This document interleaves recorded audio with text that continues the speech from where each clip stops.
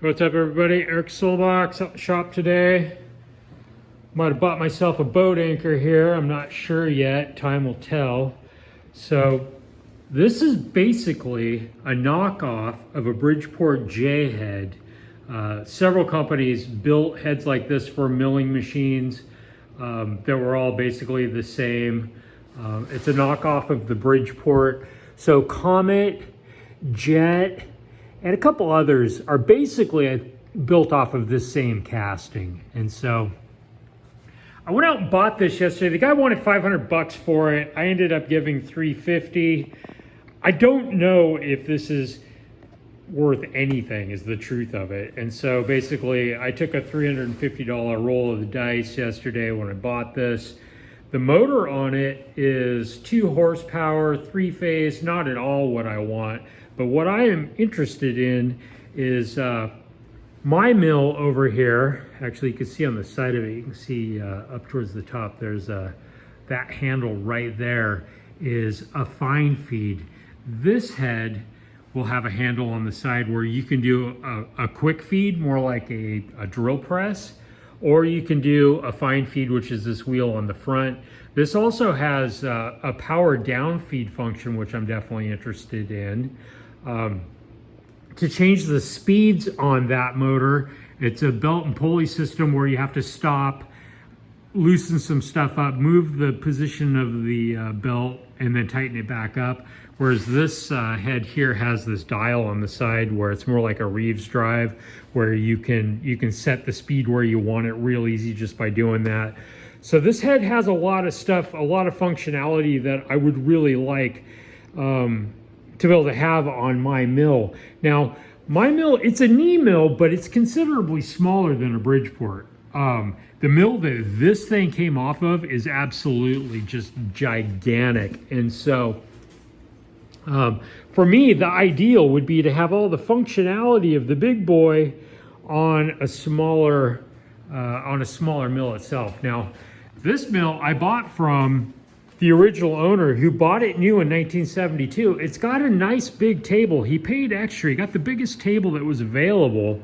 But what I like about this is this weighs about at least 1,000 pounds less than a full-size Bridgeport. So this is a really straightforward milling head. Basically, they all attach the same way. 4 bolts, they go through into this piece. The only functionality I won't have that a Bridgeport normally has is the ability to nod the front of this forward.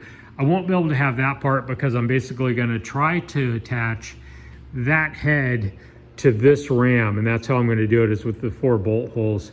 I did find some pictures of other guys that own this same Burke Millright MVN that have done exactly what I'm talking about here, where they've replaced the head with something different. So I'm confident that it can be done.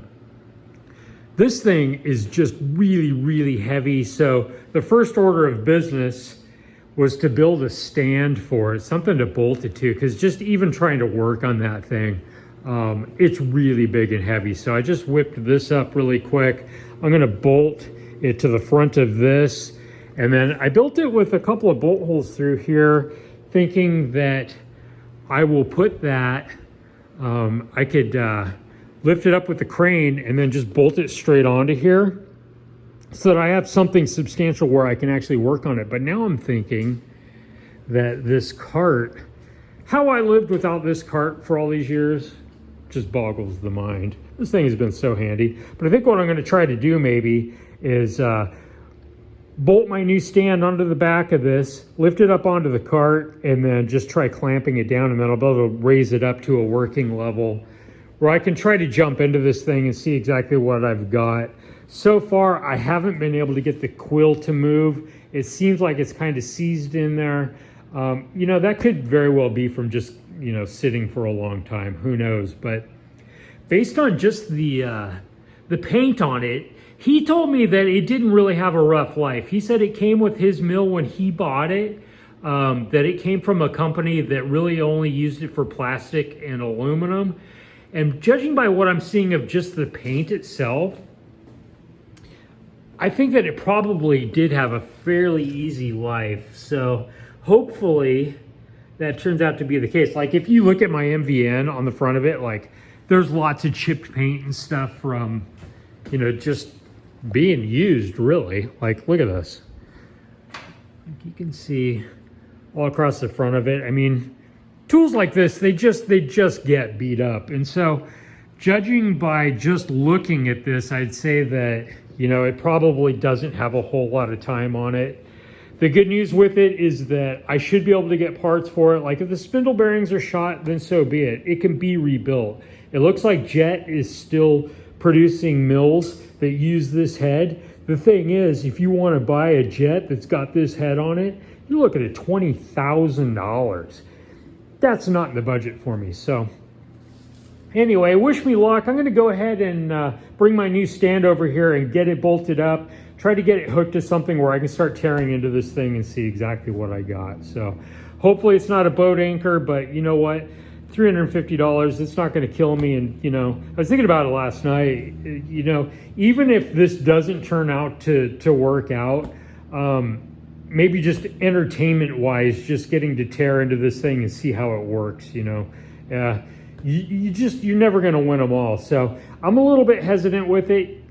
You know, maybe it's just going to be a bust. I don't know. We'll know more when I jump in. So I'll do another part to this later on down the road after I've got an idea of what's going on here. So anyway, Eric Soulbox, ride safe, everybody. I will talk to you again soon.